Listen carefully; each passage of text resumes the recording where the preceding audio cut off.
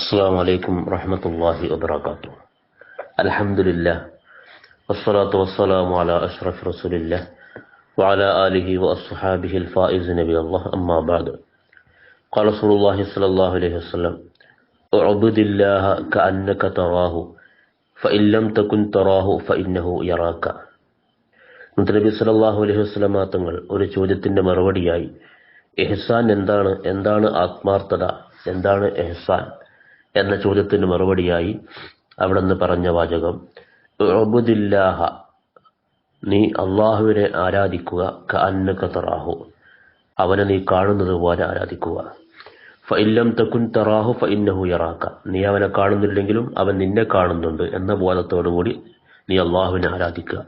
അതാണ് യഥാർത്ഥ ഇഖ്ലാസുള്ള ഇബാദത്ത്, യഥാർത്ഥ ആത്മാർത്ഥത എന്ന് നബി സല്ലല്ലാഹു അലൈഹി വസല്ലം പറയുന്നു.